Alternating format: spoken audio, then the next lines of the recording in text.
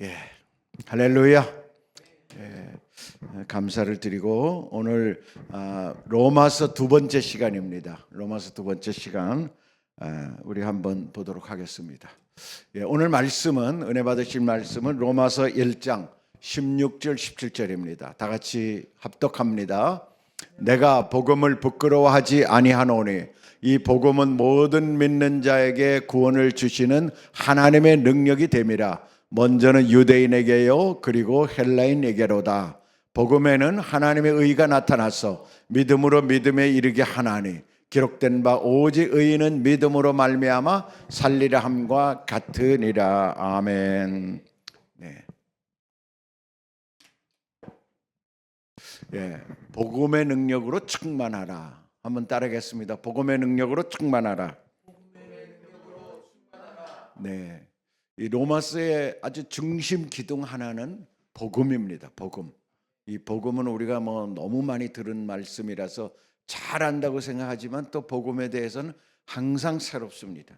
새롭게 우리가 지금까지 아는 것들을 내려놓고 오늘 이 사도 바울이 로마서에서 이야기하고 있는 복음의 핵심이 뭔가를 좀 한번 다시 들어보고 여러분이 복음의 깊이를 더할 수 있는 시간이 되기를 바랍니다. 예, 복음은 예수 그리스도이다라는 것입니다. 복음은 예수 그리스도이다. 1장 16절에 내가 복음을 부끄러워하지 아니하노니 이 복음은 모든 믿는 자에게 구원을 주시는 하나님의 능력이 됨이라. 먼저는 유대인에게요 그리고 헬라인에게로다. 이렇게 기록하고 있습니다.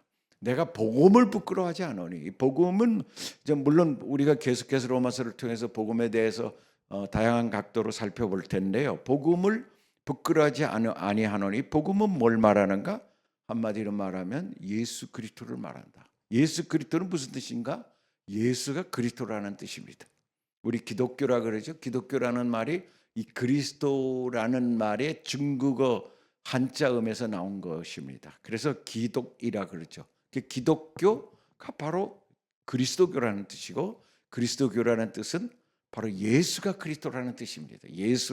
예수 하면은 나사렛에 살았던 그 예수, 자연인 예수가 그리스도가 되셨다라는 것입니다. 그리스도라는 말은 뭔가? 헬라어로 그리스도를 말하고 히브리어로는 메시아죠. 메시아. 두 말은 동일한 말입니다. 구약시대 사람들은 메시아를 기다린 거고 또 신약시대에는 그리스도이신 예수님이 오신 거고 지금은 우리가 재림하실 그리스도를 기다리는 때이고 그 그리스도 메시아라는 의미는 원어적인 면에서 보면 기름 부음을 받은 자입니다. 기름 부음을 받은 자.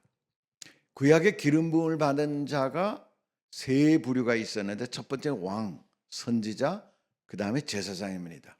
왕이며 왕에게도 기름을 부었고 선지자에게도 기름을 부었고 제사장에게도 기름을 부었습니다. 누가 부었냐면 그 당시 하나님이 세운 선지자가 기름을 부은 것입니다. 선지자가 왕적 신탁을 받아서 다윗에게 가서 기름을 부어라. 그럼 다윗에게 기름을 붓고 그래서 왕권이 계속 내려갈 수 있는 걸 최종 보증해 주는 역할이 바로 선지자, 그 당시에 선지자를 통해서 기름 부음을 받는 것입니다. 그러니까 왕이 되려면 기름 부음을 받아야 정통성을 인정받습니다.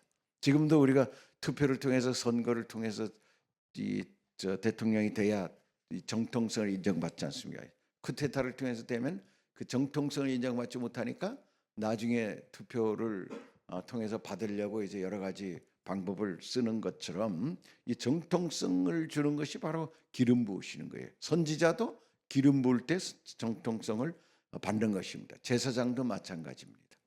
지금으로 말하면 목사, 장로 이런 분들을 우리가 안수하죠. 이 안수하는 것이 기름 부음 받는 거나 마찬가지입니다. 그래서 그 사역을 공적으로 증거해 주는 그런 사역이 된다는 것이죠. 예. 그래서 복음이라는 단어는 그 그리스어로는 또 유앙겔리온이라고 말하는데 유앙겔리온이라는 의미는 좋은 소식입니다. 좋은 소식. 굿뉴스, 영어로 말하면 굿뉴스, 하우더 샤우시 이렇게 해서 좋은 소식입니다. 그러니까 복음은 좋은 소식이다. 당대에 이 복음이라는 말이 있었습니다. 굿뉴스, 이 유앙겔리온이라는 말이 있었어요. 그 유앙겔리온은 주로 황제와 관련됐을 때 썼던 말이라 그래요. 황제가 전쟁에 나갔다. 어느 황제가 이제 대를 이어받았다. 아들을 낳았다. 그럴 때 하워드 샤워시 굿뉴스가 되는 거예요. 황제에 관련된 소식이 굿뉴스예요. 그 당시에. 그러니까 로마 황제에 관계되는 거죠. 그러니까 왜냐하면 로마 황제가 굿뉴스가 나오면 예를 들어 우리 지역에 왔다 황제가 그럼 막 유앙겔리온 하면서 막 선포한단 말이에요. 굿뉴스 황제가 우리 마을에 왔습니다. 그럼 그 황제가 와서 뭘 합니까? 하사품을 내려주죠. 그냥 오지 않잖아요. 선물을 준단 말이에요. 그래서 뭐 먹을 것도 주고 또 거기에 유력한 사람들 그 공로에 따라서 하사품도 내리고 토지도 분배받고 뭐 이런 일들이 그 당시에는 이제 있었단 말이에요. 그러니까 왕이 떴다 그러면 굿뉴스인 것입니다. 지금도 뭐 8.15 특사, 크리스마스 특사 하면은 그 죄수들이 기한 전에 석방이 되잖아요. 그런 것처럼 법을 초월해서 왕의 권한이 있는 것입니다. 그런 당대에는 얼마나 심했겠어요. 그러니까 그 당시에 유앙겔리온은 가장 좋은 소식인데 그것은 제도와 율법을 초월해서 법을 초월해서 새로운 혜택이 주어지는 일이니까 좋은 소식이 되는 거죠. 마치 김씨조선 북한이 김일성 생일을 지금도 하나 경사를 내고 그 김일성 주석날 생일은 뭐 휴가를 주고 그날은 이제 떡과 흰쌀과 뭐 고기를 배급하고 이런 거를 우리는 볼 때 참 얼마나 지금 우리가 보기에는 우습습니까? 그런데 이 황제 시대 때는 얼마나 더 강했겠어요. 그날 떡을 먹기 위해서 그날 선물을 받기 위해서 사람들이 학수고대하고 기다리는 것 같이 바로 굿뉴스였던 거예요, 그게. 그런데 그러니까 현세에서 유익을 주는 최고의 좋은 소식이 황제와 관련된 얘기예요. 죽음에서 이제 감옥에서 죽을 수밖에 없는 사람이 황제가 석방을 해주면 그 은총으로 해방이 돼가지고 자유인이 된다. 이거 얼마나 놀라운 소식입니까? 바로 그런 의미에서 현세에서의 좋은 소식들을 그 당시에는 유앙겔리온이라고 말했다는 거예요. 근데 사도 바울은 이거를 어떻게 썼습니까? 사도 바울의 복음 해석은 예수 그리스도가 굿뉴스다 이 말이에요. 그러니까 그 당시 황제와 관련된 단어를 썼던 거를 예수 그리스도께 돌렸으니까 이거는 뭐 어마어마한 뉴스고 그리고 또 엄청난 도전인 거지요. 그래서 사도 바울이 복음을 해석한 것은 물론 사도들도 복음을 해석했죠. 복음을 전파하라 했기 때문에 그러니까 그 사도들이 그 복음을 듣고 그 복음을 전파한다는 것은 로마 황제가 아닌 예수가 우리의 진정한 왕이다 이 말이에요. 예수가 진정한 왕이다. 이것은 진짜 목숨을 내놓고 선포해야 되는 거니 쉽지 않은 겁니다. 쉽지 않은 거예요. 북한에서 만일에 예수가 왕이다, 만일 진짜 왕이다 이렇게 얘기해 보세요. 그냥 잡혀가가지고 총살 맞고 아우지 탄광에 들어가서 고문받고 그렇게 하는 거 아니에요. 그래서 살든지 죽든지 뭐 그거 관계 없는 그런 상황이 되는 거 아닙니까? 그런 정도로 사실은 리얼 킹이 누구냐? 리얼 킹의 문제라는 거예요. 이게 리얼 킹의 문제. 나의 진짜 왕이 누구냐? 이 세상의 왕이 나의 진짜 왕이냐? 이재명이 나의 왕이냐? 아니면 예수가 나의 왕이냐? 어마어마한 차이죠. 근데 이 세상 통치자를 왕으로 생각하고 그런 관점에 사는 사람들이 얼마나 많아요. 그러니까 모순이 나오는 거야. 그러니까 거기에 문제가 생기고 그런 것입니다. 자기들이 또 그렇게 만들라 그래. 황제가 돼가지고 자기가 뭔가 이렇게 만들려고 하는 이런 생각을 가지면 이미 그때부터 나라가 힘들어지고 어려워지는 것입니다. 그런데 사도 바울이 로마서 15장 29절에 충만한 복음이라는 말을 하고 있는데 이 말은 영어로는 the fullness of the blessing of the gospel of Christ 이렇게 복잡하게 써 있습니다. 이 말이 무슨 뜻이냐? 이 영어로 단어로 보면 그리스도 복음의 축복의 충만함 이렇죠. 여기에 fullness가 들어가고 blessing이 들어가고 gospel이 들어갑니다. 그래서 이거를 한마디로 말하면 충만한 복음 이렇게 말할 수 있다는 거예요. 충만한 복음. 이 충만한 복음은 영적인 면에서만 영적인 면에서 충만한 복음을 얘기하는 것만은 아니라는 거예요.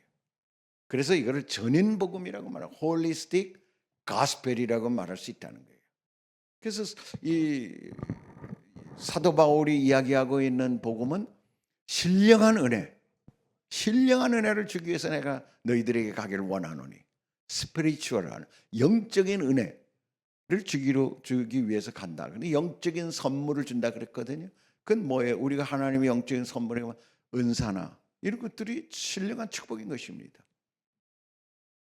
그리고 또 우리를 구원하는 그 결정적인 또 주님의 십자가 사건, 그게 바로 복음이라는 것입니다. 주님과 관련되면서 우리에게 이 영적으로 충만한 복음, 이 충만한 복음이 뭔가, 이거를 로마 교회가 아직 잘 모르는 거예요. 그래서 사도 바울은 그 충만한 복음을 전하기 위해서 내가 너희들에게 편지를 썼다. 그리고 마지막 로마서 15장에 그거를 다시 한번 확인을 해주고 내가 전한 이 복음이 바로 fullness of the blessing of the gospel of Christ다라고 말하는 것입니다. 예. 그러면 이 사도 바울이 말하는 건 지극히 영적인 복음이죠. 영적인 하나님과의 관계를 잘 됨으로 인해서 얻어지는 영혼 육간의 복음을 이야기하는 것입니다. 영혼 육간의 복음을 이야기하는 것입니다. 그런데 그 당시의 유앙겔리온은 세상에서 잘 되는 것만 생각했다 이 말이에요. 세상에서 잘 되는 돈의 문제, 또 명예의 문제, 권력의 문제 이런 것들에게만 집중했다는 거죠. 영적인 걸 생각하지 못하죠. 그냥 황제가 내려주는 복음, 황제가 내려주는 굿뉴스.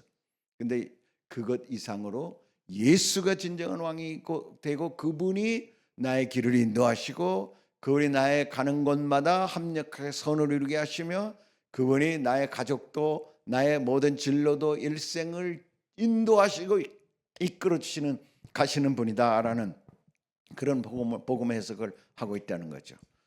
저와 여러분은 어떤 복음 해석을 갖고 있습니까? 현세에 우리가 참 아니라 하면서도 현세의 90% 이상의 비중을 두는 그런 복음이 너무 많죠. 그래서 현재에 잘 돼야 돼. 내가 병이 걸렸으면 병이 고침 받아야 되고 또 문제가 있으면 재정적인 문제를 해결해 주고 가족들의 문제, 자녀의 문제, 부부의 문제 이런 문제가 해결되면 마치 문제가 없는 것처럼 생각할 수가 있는 거죠. 그건 현세에 일어나는 일들 아닙니까?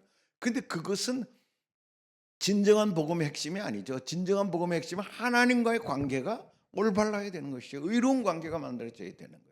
그 의로운 관계로부터 오는 평강과 은혜와 소망과 사랑 이런 것들이 또 우리 가운데 넘칠 때 다른 사람들에게도 베풀게 되고 다른 사람들을 진리 가운데 이끌게 되는 거잖아요. 바로 이 복음에 대한 부분을 우리는 확실히 가져가야 되겠다라는 것입니다. 아멘. 그래서 그러면 그 복음을 사도 바울이 해석하는 복음은 예수 그리스도 안에서의 우리의 생명이 있다는 것입니다. 예수 그리스도 안에서. 그러면 예수 그리스도 안에서 우리의 생명을 알기 위해서 먼저 우리의 원래의 생명은 뭐였냐? 아담 안에서의 생명이었습니다. 아담 안에서. 로마서 5장 19절. 로마서 5장 19절은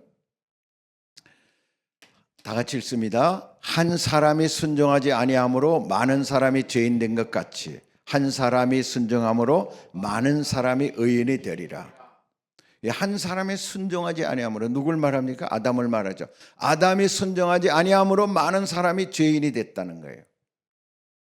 그러니까 이게 대표성의 원리인 것입니다. 대표성의 원리. 한 사람이 많은 사람에게 영향을 끼친다. 아니 뭐 아담이라는 사람 내가 알지도 못하는데 그 아담이 죄졌다고 해가지고 내가 그 영향을 받는다고? 사람들은 그렇게 생각하잖아요. 이 세상 사람들에게 아담이 죄졌기 때문에 당연히 죄인입니다라고 말하면 누가 믿어요? 다 그렇게 말할 거고 예수 믿는 사람도 이 부분에 대해서 긴가민가할 거예요. 아니 그 뭐 6,000년대 있었는지도 모르는 사람을 설정해 놓고 그 사람이 죄졌다고 우리가 선악과를 따먹었다고 우리가 죄를 졌다고 이 부분에 대해서 그냥 대충 뭐 전설처럼 얘기할 수가 있다는 거야. 그게 아니라는 거, 이 실체를 분명히 알아야 되죠. 바로 이것은 뭐냐면 예를 들어 비행기 조종사가 있어요.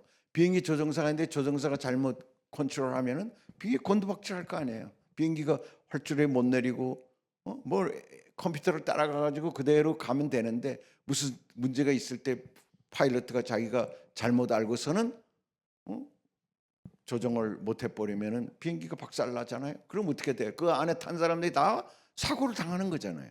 그러니까 조종사 한 사람에게 모든 운명을 맡긴 거야 우리가 비행기를 타면서. 그러면서도 야, 그 비행기가 특별히 막 기압차로 인해 가지고 막 덜컹덜컹 할 때 얼마나 사실 두려워요. 그때 사람들이 다 기도합니다. 부처에게 기도하고 하나님께 기도하고 다 기도. 저는 조그만 비행기 뭐 20인승 이런 거 많이 타봤어요. 중국에서 이렇게 뭐 예를 들어 광서에서 해남도 가려면 그런 비행기야.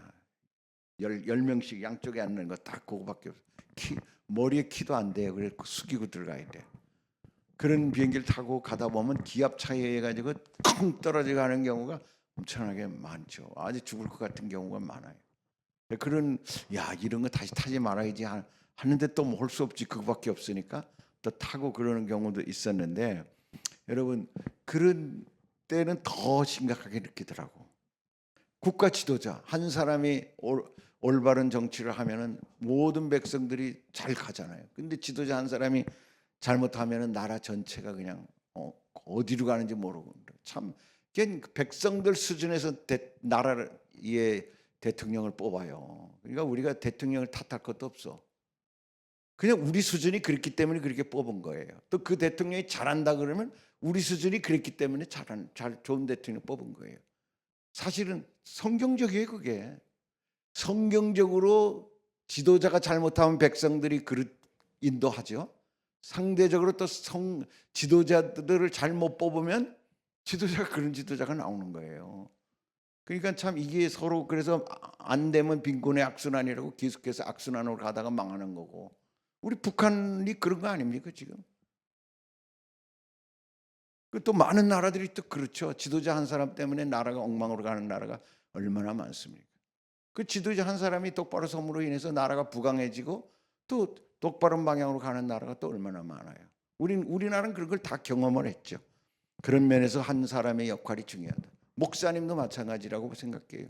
한 교회의 목사님이 진짜 기도 많이 하고 열심히 진짜 충성함으로써 하나님의 복을 그 교회에 내리게 하는 경우도, 그 교회 다니는 사람 평안한 가운데서 문제가 해결되고 하나님 앞에 쓰임 받으려고 애를 쓰고 이런 교회가 있는 반면에 또 어떤 교회는 목사님이 먼저 잘못되고 지도자들이 맨날 싸우고 다투고 하면서 교회가 엉망이 되니까 성도들이 거기서 심정이 갈기갈기 찢겨가지고 에라 모르겠다 나는 천주교로 가자는 사람도 있고, 교회 안 나가. 그 가나안이 뭔지 아시죠? 안나가의 거꾸로 한 말이 가나안이에요. 가나안 성도 만들어지는 경우도 있는 거죠. 참 이게 그러니까 이걸 누가 앞에서 우리가 평가를 받겠어요? 하나님 앞에 가서 다 평가를 받는 거예요. 내가 너에게 맡긴 영혼 어떻게 하다 왔느냐. 그럴 때마다 진짜 우리가 지내고 나면 실수한 일이 많이 있죠. 그럼 또 회개하고 다시 시작해야 됩니다. 바로 이 대표성의 원리의 예입니다. 그러니까 하나님이 인류를 만들고 아담으로부터 시작해서 만드는데 선악과를 따먹지 말라고 그렇게 유일하게 부탁했는데 그걸 따먹고 아담과 하와가 타락했어요. 그래서 인류가 죄시가 된 것입니다. 예.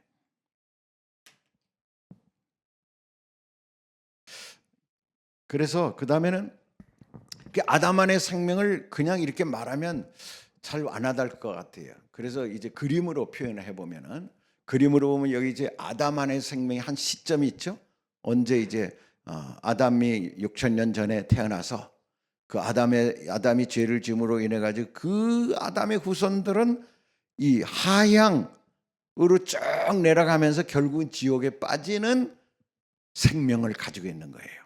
이 한 사람이 불순종함으로 결국은 그 후손들 모두가 이런 생명을 하죠. 이건 하향하는 생명이에요. 아무리 우리가 거기서 날고 뛰어 벼룩이 치는 거 해봤자 결국은 죽고 사망을 경험하는 그런 삶이라고.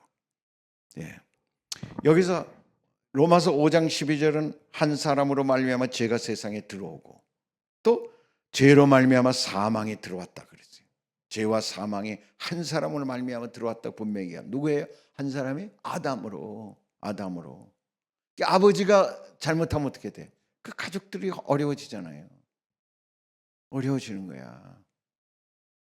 그런 중에 우리가 어느 날 태어난 거야. 1956년에 저는 태어난 것입니다. 어떤 분은 1970년대에 태어나고 뭐 2000년대에 태어나고 오늘 신체적 출생이 있었다. 근데 신체적 출생은 까만색이에요.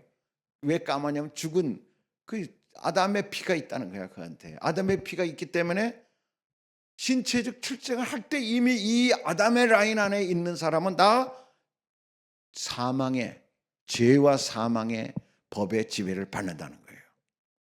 그래서 로마서 3장 23절이 뭐라 그럽니까? 모든 사람이 지혜를 범하였으면 하나님의 영광에 이르지 못했다. 모든 사람이.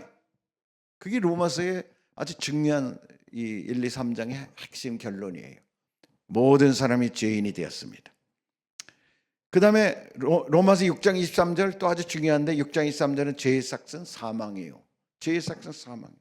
사망이에요. 그러니까 죄의 열매는 사망이에요. 그러니까 모든 사람이 죄인인데 죄의 삭은 사망이니까 어떻게? 결국은 사망.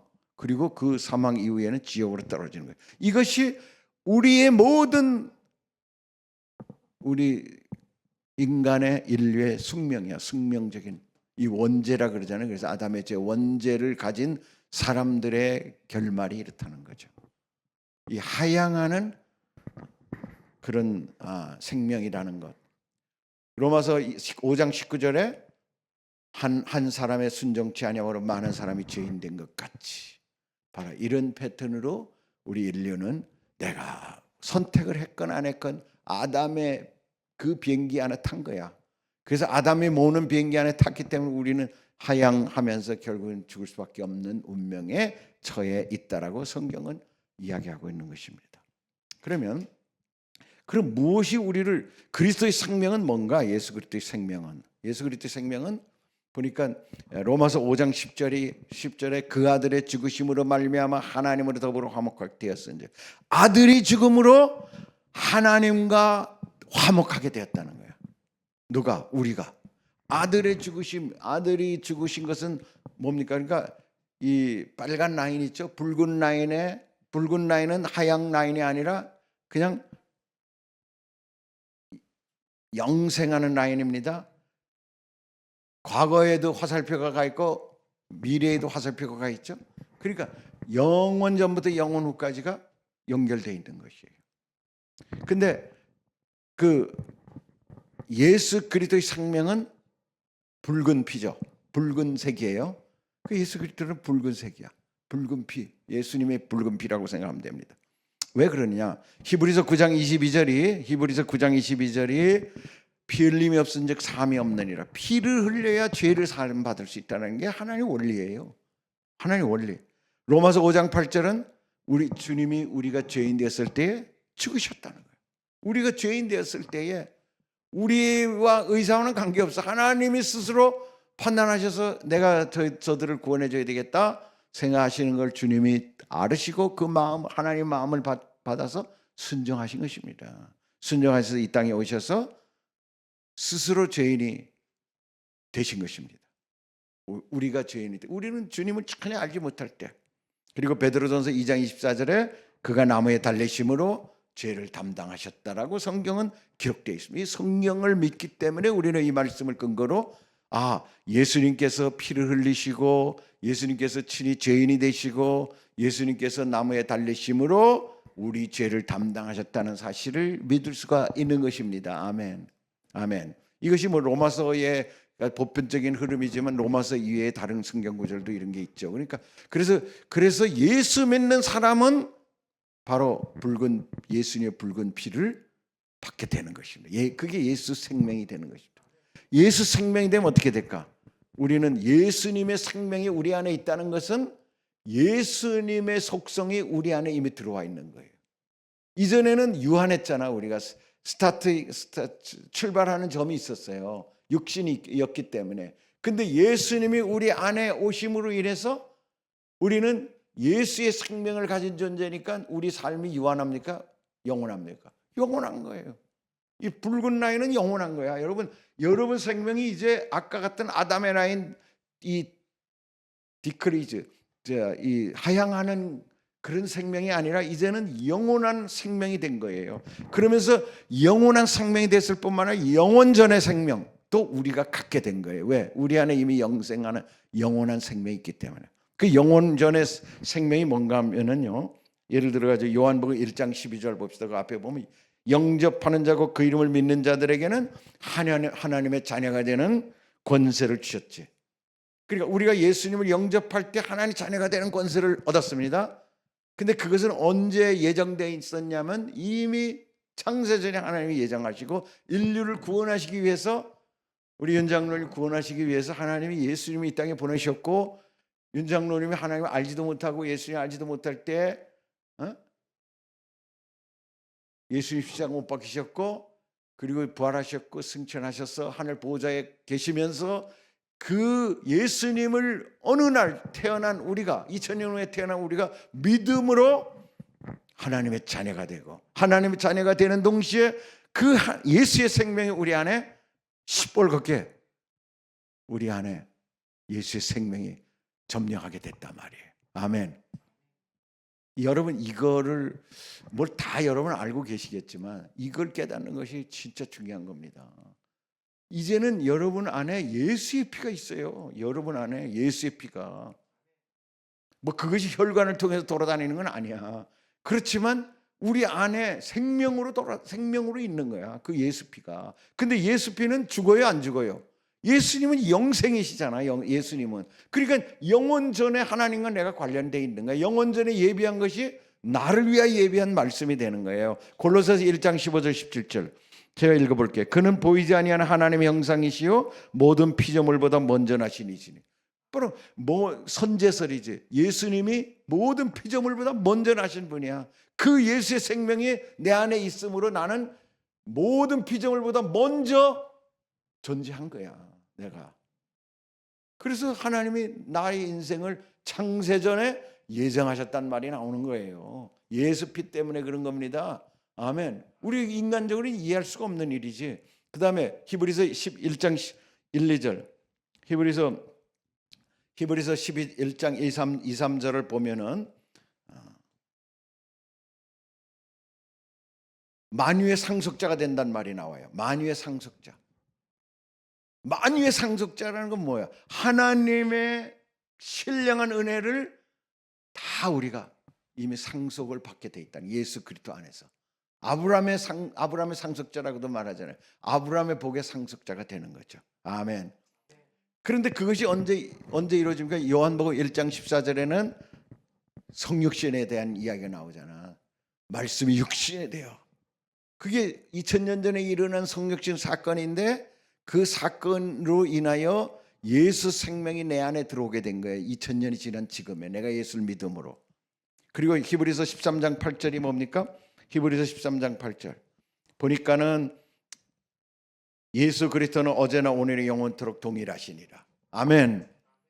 그 예수 그리스도는 어제나 오늘 영원토록 동일해. 내 안에 계신 그분이 어제나 오늘 영원토록 동일한 거예요.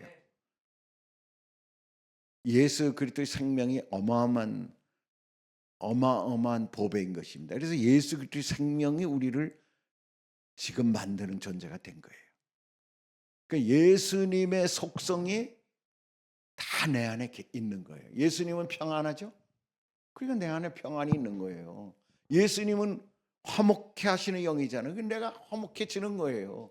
내가 능력이 있어서가 아니라 예수님의 피가 내 안에 있기 때문에, 예수님의 생명이 내 안에 있기 때문에 그 생명이 갖고 있는 모든 특성이 다 나 안에 있는 거예요. 아멘. 그리고 그 예수님의 생명이 내 안에 있는데 아담의 생명으로 내가 치환해서 아담의 생명으로 살으려고 그러니까 트러블이 나는 거야. 트러블이. 믿으시면 아멘. 한 사람의 순종하심으로 많은 사람이 의인이 되었다라고 성경은 말씀하고 있지 않습니까? 예수님의 순종함으로 많은 사람이 의인이 되었다는 거예요. 저와 여러분이 의인이 된 것입니다. 믿으시면 아멘. 예.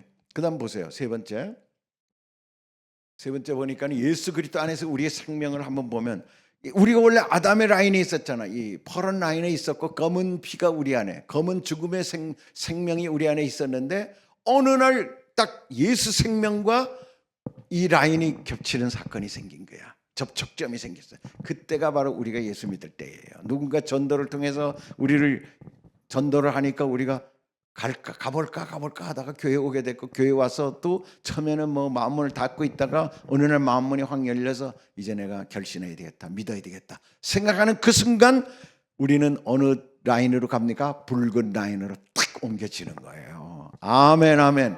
이게 중요한 거. 이게 우리는 이 경험을 한 사람들이에요.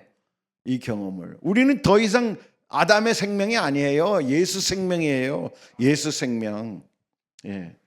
로마서 5장 10절에 곧 우리가 원수 되었을 때 그의 아들의 죽으심으로 말미암아 하나님과 화목하게 되었으니, 우리가 죄인 되었을 때에 그의 아들의 죽으셨죠. 2000년 전에 죽으셨지. 그런데 우리가 예수를 믿는 순간 하나님과 화목하게 되었다라고 말합니다. 요한복음 1장 12절은 뭐라고 말합니까? 영접하는 자고 그 이름을 믿는 자들에게는 하나님의 자녀가 되는 권세를 주셨다 그랬습니다. 영접하는 자, 곧 그 이름을 믿는 자, 하나님 이름을, 예수 이름을 믿는 자마다 하나님 자녀가 되는 권세를 주셨어요.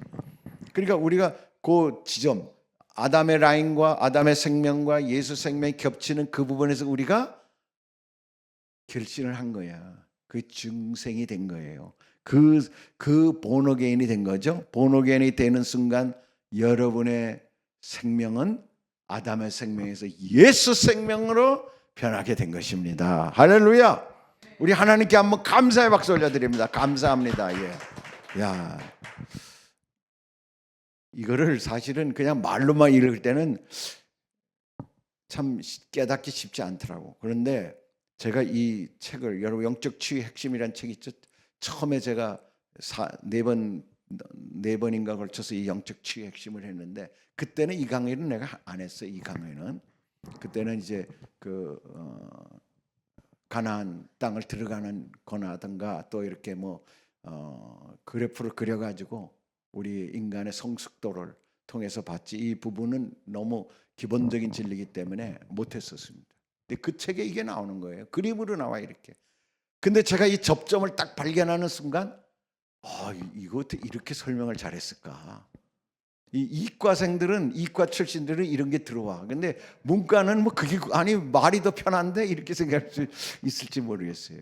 근데 내 눈에는 확실히 들어오더라고. 확실히. 여러분 보세요. 붉은 아담의 그 죽음의 생명이 예수 믿는 그 순간 붉은 생명으로 바뀌어진다는 거. 그리고 우리 안에 계신 그분의 생명으로 인하여 우리는 이미 영원 전부터 연결되었고 영원 후까지 우리의 생명이 주재하는, 지배하는 존재가 되었다는 것. 아멘, 아멘. 그리고 우리 그걸 믿고 빨리 아담의 생명을 떨어버려야 되는데 많은 사람들은 여전히 아담의 생명으로 살고 있다 이 말이에요. 이 예수 생명을 가졌으면서도. 그러니까 결국은 예수 생명으로 살아내지 못하고 아담의 생명으로 불평하고 불만하고 그리고 그냥 살다가 죽는 거야. 가나안 땅에서 깨닫지 못하고 광야에서 사는 것처럼 말이죠. 아멘. 그래서 로마서 10장 13절이 뭐라 그럽니까? 누구든지 주의 이름을 부르는 자는 구원을 받으리라. 그리고 그 구원이라는 게 쉽다 이 말이에요. 주의 이름을 부르면 된단 말이에요. 부르면. 근데 주의 이름을 부르는 게 쉬운 게 아니에요. 주의 이름을 부르면 구원이 이루어진다는 게 쉬운 거지, 주의 이름을 목에 칼이 들어와도 못 부르는 사람이 있다는 거예요. 근데 저와 여러분은 이렇게 주의 이름을 부르는 자가 됐으니 얼마나 좋아요. 할렐루야. 그게 복이에요. 그게 은혜예요. 그게 깨달아지는 것이 은혜인 것입니다. 우리가 은혜 안에 있다는 걸 언제 깨달느냐. 야, 내가 어떻게 예수를 믿지? 내가 어떻게 예수를 나의 주라고 믿을 수 있을까? 어떻게 부를 수 있을까? 여러분이 부르게 되었다 그러면 이미 어마어마한 최고의 은혜 안에 있는 거예요. 할렐루야. 그걸 쉽게 여기면 안 돼. 그게 왜냐면 저는 예수 안 믿다가 믿었기 때문에, 그 친구가 고등학교 때부터 전도하기 시작해가지고 제가 33살에 예수 믿는 그때까지 한 6, 7년이 걸렸는데 그 16년 동안에 믿어지지 않는 과정이 있었기 때문에 예수 믿는다는 게 얼마나 어려운 일이고 예수 믿는다는 것이 또 다른 영역이라는 걸 제가 알기 때문에 그래요. 여러분 가족한테 예수 안 믿는 사람 전도해 보세요. 반항 안 하잖아. 반항 안 할 뿐만 아니라 욕하고 조롱하고 핍박하잖아요. 그래서 말을 못 꺼내는 거 아닙니까? 지금 그 사람 안에는 이 예수 생명이 전혀 없으니까, 아담의 생명을 갖고 그것이 옳다고 생각하고 있으니까 이 예수 생명을 받아들이지 못하는 거예요. 근데 저와 여러분이 어느 날 그 예수 생명을 받아들였다 이 말이야. 이것이 얼마나 큰 은혜냐고 지금 알고 보면은 이 생명이 바뀐 사건인데. 할렐루야, 할렐루야. 그러면 우리가 갖고 있는 게 뭐가 되냐면 바로 에베소서 1장 4절이에요. 에베소서 1장 4절이 곧 창세전에 그리스도 안에서 우리를 택하사 우리로 사랑 안에서 그 앞에 거룩하고 흠이 없게 하시려고. 창세전에 우리를 택했다는 것이 이해가 되는 거예요. 그 다음부터는. 아멘. 왜? 예수 생명은 영원 전부터, 태초에 천지가 창조되기 전부터 예수님 계셨으니까, 그 예수님의 생명이 내 안에 있으니까 나도 그때 이미 내 영은 존재한 거야. 나의 존재는. 이게 얼마나 놀라운지. 그 로마서 6장 4절 5절. 로마서 6장 4절 5절을 보니까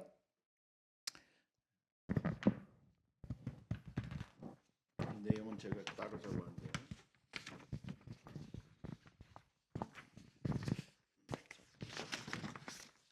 안 보이네. 어디 있는데. 여기 있네. 그러므로 우리가 그의 죽으심과 합하여 침례를 받음으로 그와 함께 장사되었나니 이는 아버지의 영광으로 말미암아 그리스도를 죽은 자 가운데 살리신과 같이 우리로 또한 새 생명 가운데 행하게 하려 함이라. 만일 우리가 그의 죽으심과 같은 모양으로 연합한 자가 되었으면 또한 그의 부활과 같은 모양으로 연합한 자도 되리라. 이 연합이라는 게 뭐냐면 우리가 예수님이 죽으신 그 사건이, 예수님이 죽으시고 부활하셨잖아요. 그 사건이 내 사건이 되는 거야. 내가 예수를 믿고 나면. 아니 2000년 전에 있었던 사건이 어떻게 내 사건이 돼? 되는 거는. 왜? 내 안에 생명은 영원 전부터 영원 후까지니까. 예수님이 십자가에 섰을 때 이미 나도 거기에 있는 거예요. 나도 거기 있는 거야. 그래서 예수님 죽으심에 참여하게 되고 예수님 부활에 참여하게 되고 예수님 승계하시고 보좌 우편에 계실 때 나의 영도 이미 거기 있는 거야. 근데 그게 언제 깨달아져요? 언제 실질적으로 이루어져? 예수를 믿는 그 순간에 이루어지는 거예요. 이것이 이성적으로는 어렵지. 이성적으로 영으로만 깨달아지는 거예요. 그래서 8장 1절, 로마서 8장 1절 말하고 있습니다. 로마서 8장 1절 뭡니까? 너무나 잘 아는 말. 그러므로 이제 그리스도 예수 안에 있는 자에게는 결코 정죄함이 없나니. 예수 안에 있는 자에게는 결코 정죄함이 없나니. 죄의 법이 아무리 우리 안에서 있다 하더라도 정죄함이 없다는 거야. 예수 그리스도 안에 있는 자에게는 정죄함이 없어요. 여러분은 예수 안에 이미 있기 때문에 우리가 죄를 질 수는 있어요. 그러나 정죄함은 없어. 예수 안에 있기 때문에 예수 생명으로 씻음 받는 거예요. 예수님, 제가 또 이렇게 죄를 졌네요. 주님 저를 용서해 주세요. 그 주님 용서해 주시는 거예요. 할렐루야. 그 죄를 회개할 필요가 없다는 사람들도 있어요. 이건 잘못된 거지. 우리가 죄를 지으면 자범죄를, 저는 하나님께 자백하면 저는 미쁘시고 의로워서 우리 죄를 사하시고 우리를 불의하는 것에서 건져주신다 그랬다고. 그러니까 여기 그래프를 잘 여러분 한번 연구해 보세요. 그리고 골로새서 3장 1절은 골로새서 3장 1절은 뭐를 말합니까? 한번 보면 골로새 3장 1절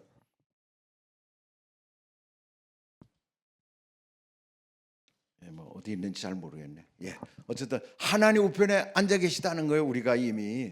우리가 하나님 우편에 앉아 있는 거예요. 여러분, 그러니까 우리는 예수님 때문에 이미 예수님의 영이 내 안에 있으니까 예수님이 하신 것들 그대로 우리는 하고 있는 거야. 지금 우리가 육신적으로만 이 땅에 있는 거지 우리 영은 이미 하늘나라에 등재되어 있는 것입니다. 할렐루야. 그러면 봅시다. 그러면 그 복음이 이제 그렇게 예수 생명으로 우리 안에 계시기 때문에 우리는 예수님의 그 모든 좋은 성품 속성이 다 우리 안에 있는 것이다라고 안다. 그러면 복음을 대면해서 이 살아계신 하나님을 의지하며 살아야 되잖아요. 이제 살아야 되는 게 그렇게 살아야 되는 거야. 요한복음 1장 12절 영접하는 자 곧 그 이름을 믿는 자들이 하나님의 자녀가 되는 권세를 주셨으니 영접하는 자, 그 이름을 믿는 자. 우리가 이미 이 단계를 지났잖아요. 예수님을 믿잖아요. 구원주로 믿지 그분을 영접했지. 우리 안에 영으로 모셔드렸죠. 영접한 자. 그러면 하나님의 자녀가 되는 권세를 주셨다는 말씀을 믿으십니까? 아멘. 말씀을 믿는 거예요. 말씀을. 우리를 인도하시기 위해서 하나님은 제 개인적인 경우를 뭐 여러분들은 다 들으셨겠지만 정리하면은 내가 구원받기 전에 하나님은 저에게 4명의 천사를 보내셨어요. 천사 같은 친구를. 고등학교 때 1명, 대학교 때 1명, 직장 다닐 때 1명, 사업할 때 1명. 이 4명을 계속 바꿔가면서 보내주셨어요. 그게 16년 걸린 거예요. 내가 안 변하니까 또 다른 친구를 결국은 구원의 여정 가운데서 하나님이 천사 같은 친구를 나에게 보내주셨구나. 그중에 한 친구는 이미 소천했고 세 친구는 아직 있죠.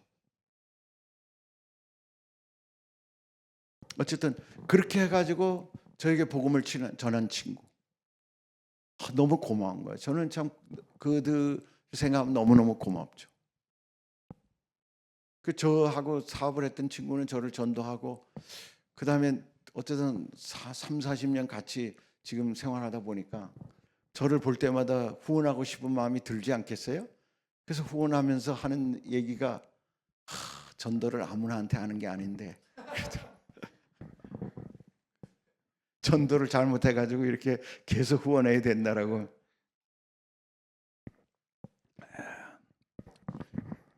그래서 아무나한테 전도 받으면 안 되고 전도를 받았을 때도 참 우리 모르죠. 그 친구가 얼마나 고맙겠어요. 자기가 전도한 친구가 주의 종이 돼서 선교사가 돼서 또 이렇게 일을 하고 있다는 게 얼마나 가슴 뿌듯하겠어. 그러니까 후원을 해도 생판 모르는 사람한테 하는 것보다는 훨씬 마음이 와닿겠지. 나도 또 그 친구를 위해서 얼마나 기도를 많이 하겠어요. 진짜 뼛속까지 기도가 나오는 거지. 나라가 어려우면 혹시 어려울까봐 기도하게 되고. 하나님 그런 관계로 우리를 서로 만들어 준 거죠. 하나님이 그 다음에는 그렇게 전도를 하고 났는데 끝나는 게 아니죠. 우리 전도 받았다고 우리가 바로 되는 게 아니니까 그 다음에 회개하게 하죠. 회개하게 하고 또 나쁜 습관들, 금주, 금연, 술 먹고 담배 피고 이런 모든 나쁜 습관들 그 당시엔 나쁜 습관인지 뭐 일상적인 삶이었지. 그게 일상적인 삶인데도 하나님이 보실 때 깨끗하지 않다고 생각하는 것들 구별하게 하셔서 멀리하게 하시고 그리고 성령을 소멸치 말라고 성령 세례를 부어주셔서 성령을 인격적으로 만나니까 그 다음에는 행동이 확실히 달라지죠. 그러니까 거룩한 물로 자꾸만 씻어주시다가 어느 날 성령을 주시는 거야. 그러니까 성령을 주시니까 확실히 붙잡힌 존재가 돼가지고 그 다음엔 벗어나도 많이 못 벗어나는 거지. 인간의 좀 게으를 때도 있지만 그러다 보면 또 부담이 되고 잘못 살 땐 또 부담이 돼서 내가 이렇게 살면 안 되지. 잘 살아야지. 은퇴를 해도 가만히 있지 못하겠어요. 은퇴를 하면 편할 줄 알았어. 근데 은퇴를 해도 내 생명이 붙어있는 한 주님 다시 오실 때가 분명히 있는데 내가 이러고 앉아있으면 안 돼. 이렇게 퍼져 있으면 안 되지라고 생각하면 정신을 차리게 되고. 요즘 내가 다음 주도 제가 이제 금식을 할 건데 뭐 금식을 내가 자랑하려고 하는 것도 아니고 광고하려는 것도 아니에요. 마음에 주님 오실 때가 너무 가까운데 내가 진짜 어떻게 하면 더 정비된 마음으로 주님 앞에 설까? 이런 생각을 하니까 한 달에 3일씩 금식하는 거. 제가 우리 교회 개척하고 중경교회 개척하고 첫 1년을 그렇게 했는데 돌아놓고 나니까는 그 금식할 때는요 사실은 배고프기도 하고 힘이 없으니까 일이 잘 안 돼요. 그래서 한 1년 하다 보니까 내가 이렇게 뭐 아무 일도 안 잡히는데 금식하는 것보다 일하는 게 낫지 해가지고 그 다음부터는 안 했거든. 우리 가끔 했죠. 정기적으로 안 했다고. 근데 돌아보고 나니까 그 2004년 교회 개척하고 첫 1년을 3일씩 금식하고 했던 때 가장 하나님과 가까웠어요. 돌아보니까 그때 하나님 많은 말씀을 주신 거예요. 그때 우리 교회의 방향을 다 정해 주신 거야 그때.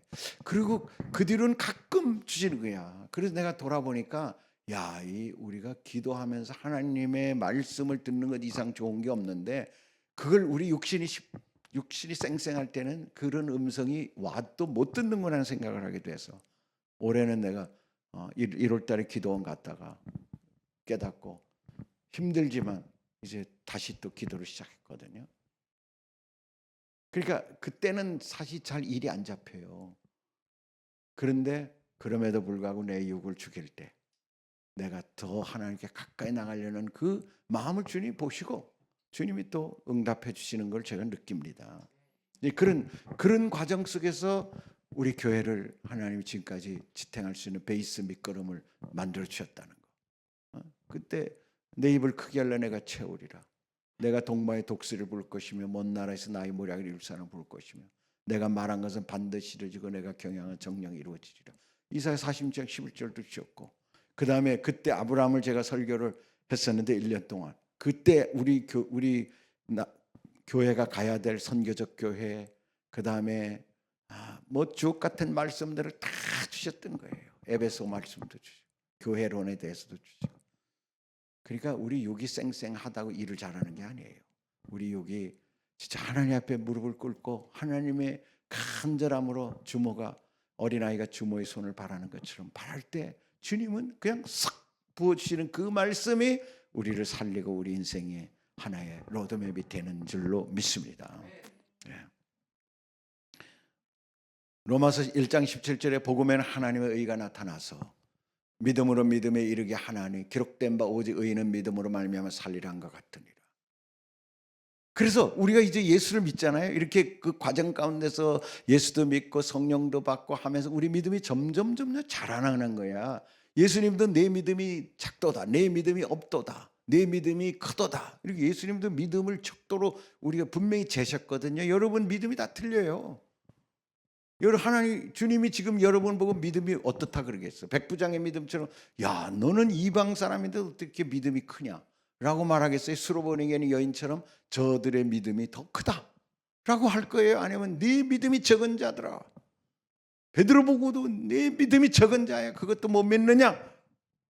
겨자씨만한 믿음이 있으면 산을 들어옮기려 그러면 그대로 이루어지리라. 이런 것들이 다 사실은 믿음의 성장 단계거든요. 그래서 믿음은 멈추는 게 아니라 계속 성장해야 되는데 오늘 제가 이거를 다 강의할 수는 없어요. 그러나 믿음에서 믿음으로 믿음에 이르게 하나니 이 단계를 우리 김병기 목사님, 저희 멘토 목사님 김병기 목사님이 지난 우리 학생들을 강의하시는데 제가 아주 믿음의 단계를 목사님이 쭉 평생 동안을 사역하시면서 정리하신 것을 가르쳐 주셨는데 제가 이 중요한 순서만 얘기를 할게요. 시간이 없어요. 첫째는 영접하는 믿음이라 이게. 요한복음 1장 12절 영접하는 자 그 이름을 믿는 자에게 하나님의 자녀가 되는 권세를 주셨다는 영접하는 믿음. 여러분 다 있죠?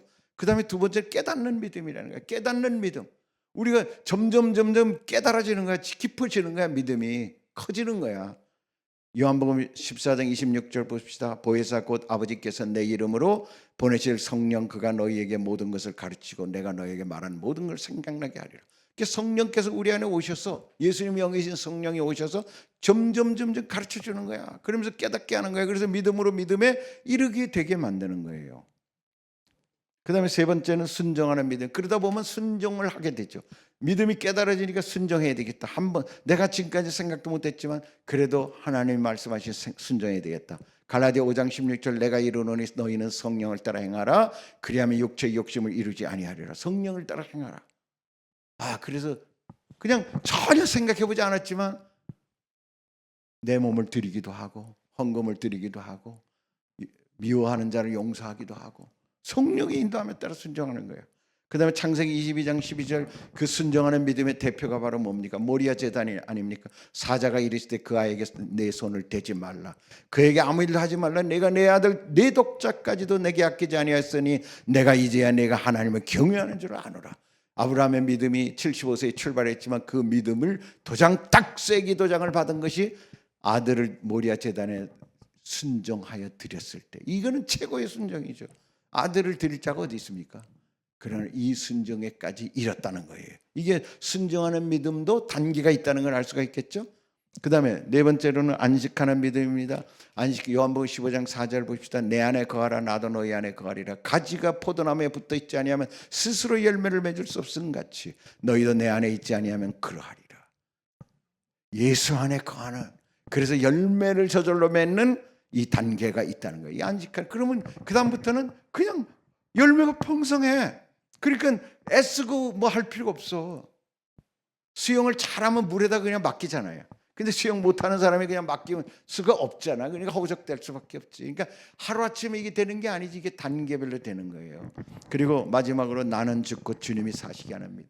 그 나는, 그러다 보면 그 과정을 통해서 우리는 깨달아지지 않습니까? 아, 내가 이게 문제구나. 내 육신이 문제구나. 그래서 나는 죽고 그리스도가 살게 하는 믿음. 날마다 이 갈라디아 2장 20절을 고백하는 믿음. 그게 최종 믿음이라는 거예요. 이 믿음이, 제가 작년 4월 달에 제주도에서 이 김병희 목사님 말씀을 들으면서 이 말씀을 제가 깨닫게 됐어요. 내가 그리스도 안에 십자가 못 박혔나니 이제 내가 산 것이 아니요 내 안에 그리스도께서 사신 것이라. 이제 내가 육체 가운데 사는 것은 나를 사랑하사 나의 뭐지? 나를 사랑하던 갑자기 이 중요한 말씀이 망각이 돼버리네. 나를 사랑하던 나를 위하여 자기 몸을 버리신 하나님의 아들을 믿는 믿음, 그 믿음을 나는 주목하지 못했었어요. 앞에 내가 죽는다는 것만 주목했고 내 안에 예수가 산다는 것만 주목했는데, 그것이 모든 것이 결론은 믿음으로 결정된다는 걸 배우게 됐어요. 그게 이 5단계를 얘기했지만 그건 뭐 우리 목사님이 깨달은 믿음인데, 제가 이 말씀을 태국에서 다시 들었을 때 그렇구나. 우리가 이 믿음의 단계가 있는 걸 모르면, 어떤 사람은 A의 1단계의 믿음을 얘기하는데 우리는 5단계로 그 믿음을 평가하면은 에게 이렇게 말할 수 있죠. 그리고 목사님은 5단계의 믿음을 얘기하는데 1단계 믿은 사람이 그걸 들으면 이거 말도 안 돼 이렇게 될 수 있죠. 그러니까 이 믿음의 단계가 너무나 많다는 거야. 그걸 우리는 계속 믿음에서 믿음으로 발전하고 성장하는데, 그것이 믿음으로 계속 성장해야 된다는 것입니다. 여러분 믿음을 돌아가실 때까지 계속 업그레이드 하시길 예수 이름을 축원합니다. 저도 마찬가지고요. 우리 지금 우리 상황이 어떻다는 것을 우리가 고려할 필요 없어. 지금 나보다 더 믿음 단계를 높이면 돼. 이 내용은 제가 나중에 더 자세하게 설명을 좀 드리려고 합니다. 그 다음에 이제 개인적으로 불신앙을 제거하십니다. 하나님의 재정 훈련도 시키고요. 또 영적인 면에서 불신앙을 또 제거하고, 또 하나님의 사랑 훈련도 시키고, 이런 과정을 통해서 우리를 하나하나 하나님의 사람으로 만들어가는 거야. 그래서 여러분, 처음에는 내 안에 자아가 가득한 사람, 아담으로 가득한 사람이었다가 점점 우리가 신앙생활을 하면서 믿음에서 믿음으로 더 우리를 업그레이드 시키면서 나중에는 내 안에 누가 가득 찬? 예수만 가득한 사람. 여러분 안에 예수의 생명으로 가득 차 있습니까? 여러분이 지금 예수님 닮아 있습니까? 거기에 대해서 우리가 답을 할 수 있어야 되지. 아니 지금 그렇게 자신 있게 얘기할 사람 없어요. 그렇지만 내가 그래도 옛날보다는 얼마나 예수님과 더 가까워졌는가. 이게 목표가 돼야 되는 거죠. 이게 예수님의 사랑으로 가득 채워져 있는가. 예수님이 재정에 대해 걱정하지 말라는 마음을 내가 충분히 받고 지금 그렇게 하고 살고 있는가. 내 안에 거슬리는 게 하나도 없고 거역하는 게 하나도 없고 모든 사람이 사랑스럽고 모든 사람을 사랑할 수 있는 단계가 되어 있는가. 이 모든 과정이 다 우리의 신앙생활을 통해 믿음으로 점점 발전시키시는, 그리스도를 닮아가게 하시는 하나님의 훈련이라는 거죠. 할렐루야. 성화되어 가는 과정이.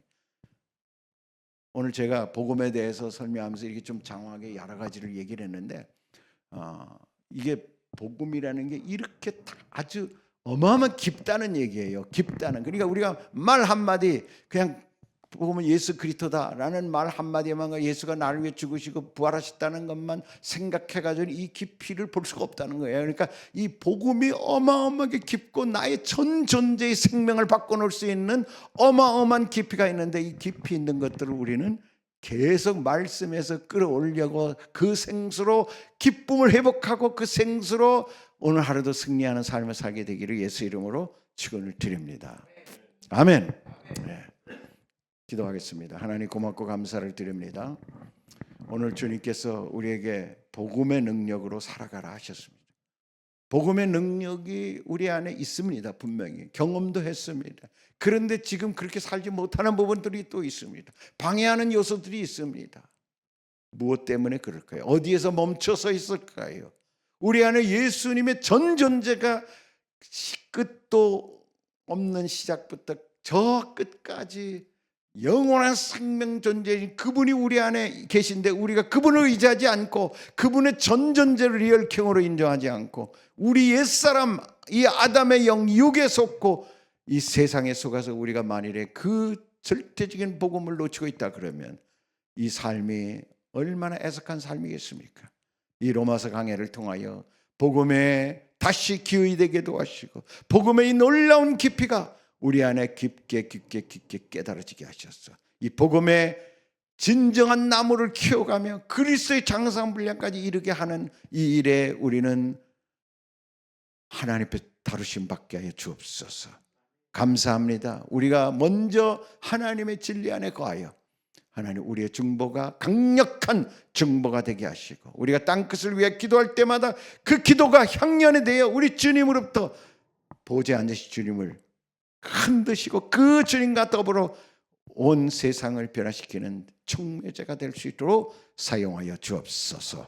예수님의 이름으로 감사하며 축복하며 기도드립니다. 아멘.